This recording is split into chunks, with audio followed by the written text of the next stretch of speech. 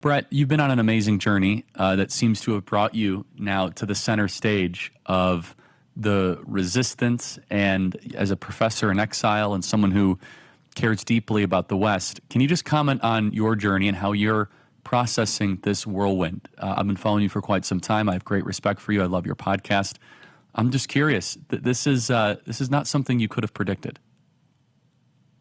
Yeah, it's really not.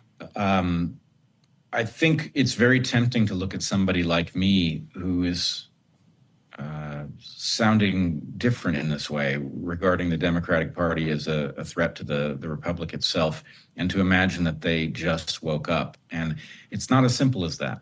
I began to wake up decades ago.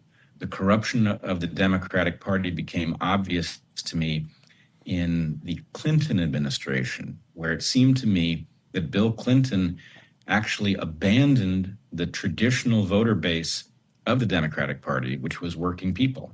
And the fact is, the Democratic Party was powerful because working people are always the majority of the population. It was a winning strategy. And so Bill Clinton abandoned those people, which was counterintuitive, and he abandoned them in favor of people who were not voters, but were donors to the party, who became the real constituency. And from then on, everything the party has been about has been a cover story for whatever it was that it was trying to accomplish for its true constituents.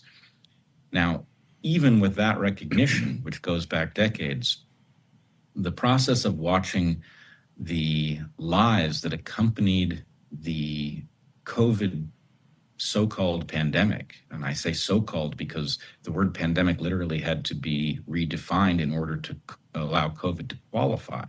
But the COVID pandemic revealed just how deep the lies were, and it revealed the failure of every single institution. The press, the academy, the courts, they all failed. Social media collaborated with the government in censoring voices that turned out to be correct about what the real hazards were.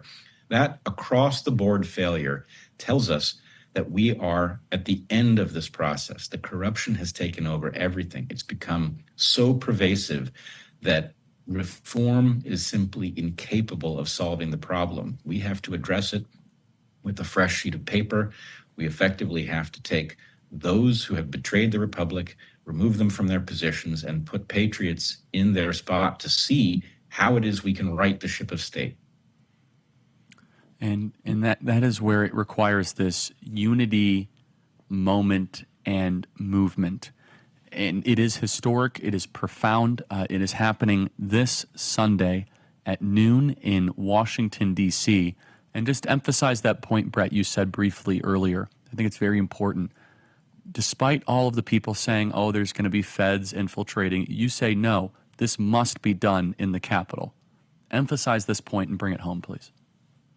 Sure. To the extent that Americans have trepidations about exercising literally our first enumerated right, the right to peaceably assemble, to seek redress of grievances, to speak freely, if that causes us fear to do in our own capital, then we know that our capital is occupied by something that is hostile to Americans, and we have no choice but to exercise that right courageously and to do so without fear.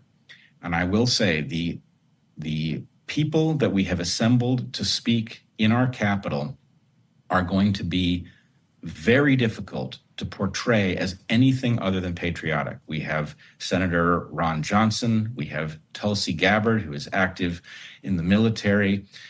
We have Jordan Peterson. These are not insurrectionists. These are people who believe in the West and are speaking as patriots. And if the feds want to portray it as otherwise, I believe they will discover that the American public is having none of it.